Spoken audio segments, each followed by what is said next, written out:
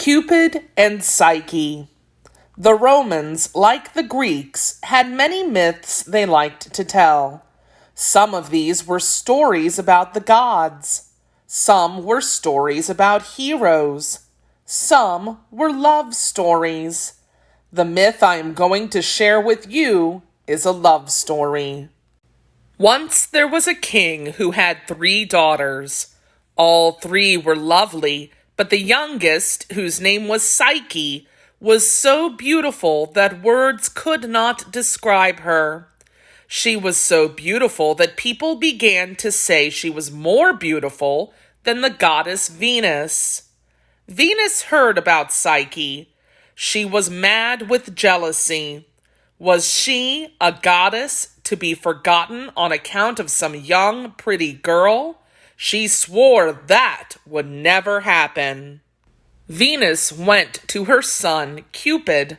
"My son," she said, "punish that girl. Shoot her with one of your arrows. Make her fall in love with the ugliest man on earth." Venus, the goddess of love, was jealous when she heard others talking of the beautiful young Psyche.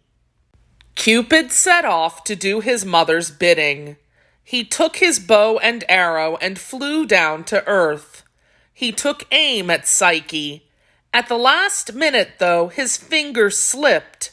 Instead of shooting Psyche, he pricked himself. So Cupid fell in love with Psyche. Cupid aimed his arrow at Psyche.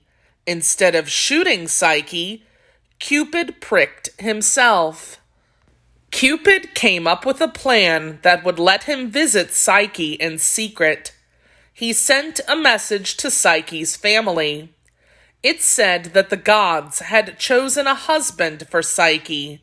Psyche was ordered to climb to the top of a mountain, where she would meet her husband. She was also told that her husband was not a man, but a terrible monster. Psyche was brave. She began to climb the mountain. Halfway up, she felt a warm wind surround her. Suddenly, she found herself in a magnificent palace with fountains and gardens all around. At first, Psyche was alone. When night fell, she lay down on a bed. During the night, Cupid visited her. He told her he was the husband the gods had chosen for her. Cupid stayed all night. He treated Psyche tenderly, but he left before the sun rose. Night after night, Cupid came to visit Psyche. He came only at night, and he always left before the sun rose. Psyche knew him only in the darkness, but she accepted him as her husband. One night, Psyche asked her husband why he came only at night when she could not see him. "Why do you wish to see me?" Cupid replied. "Why does it matter what I look like? I love you. I treat you well. All I ask is that you love me." Psyche understood her husband's words. Still, she was curious. Who was her husband? What did he look like? Why did he hide? Was he really a terrible monster? She felt that she had to find out. One night, Psyche waited until her husband fell asleep. Then she got up and lit a lamp. She carried the lamp to the bed and lifted it up. What she saw was no monster, but the lovely face of Cupid himself. Her hand trembled with delight, and a drop of hot oil fell from the lamp. The oil landed on Cupid's shoulder and awoke him. Cupid looked up at Psyche with sad eyes. "I asked only for your trust," he said, "but this act of yours shows that you do not trust me. When trust is gone, love must depart." Night after night, Cupid visited Psyche in the magnificent palace. Psyche trembled when she saw Cupid, dropping hot oil on his shoulder. Then Cupid flew away. The palace vanished into thin air, and Psyche was left alone. When Cupid left Psyche, Psyche was very sad. She tried to find Cupid.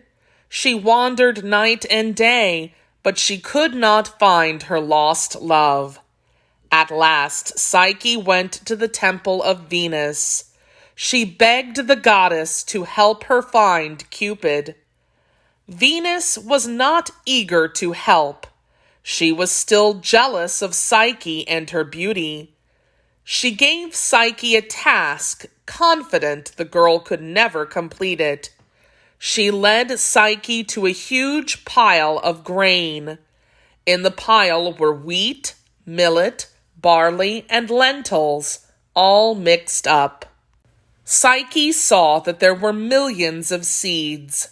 She knew there was no way she could finish the task. She sat down and began to cry. Then something wonderful happened. Through her tears, Psyche noticed a seed moving, then another, and then many more. An army of ants had come to aid her. Each ant was carrying a seed.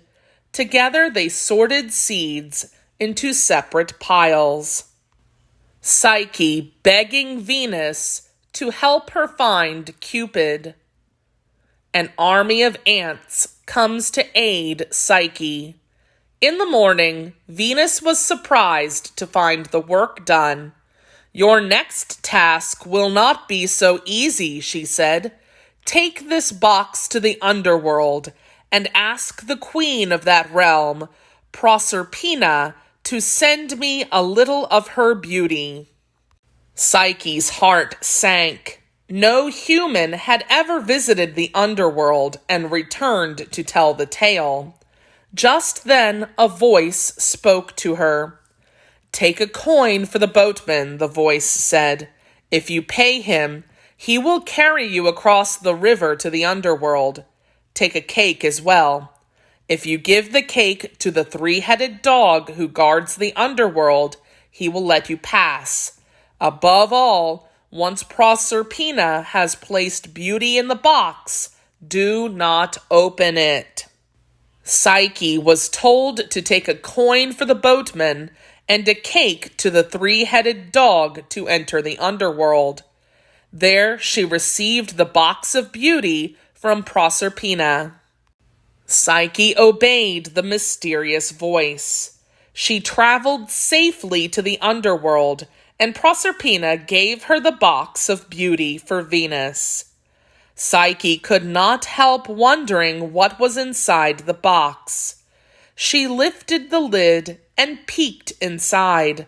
A deep sleep came over her. She fell senseless to the ground. Luckily, Cupid was watching.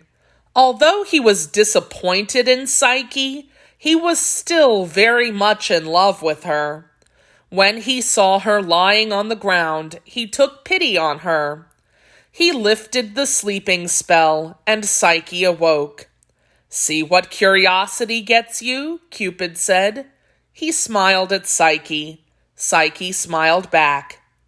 Psyche delivered the box to Venus.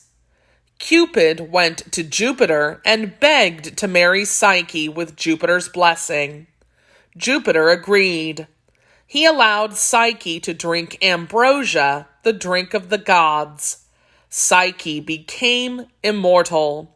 So Cupid and Psyche were married and lived happily ever after.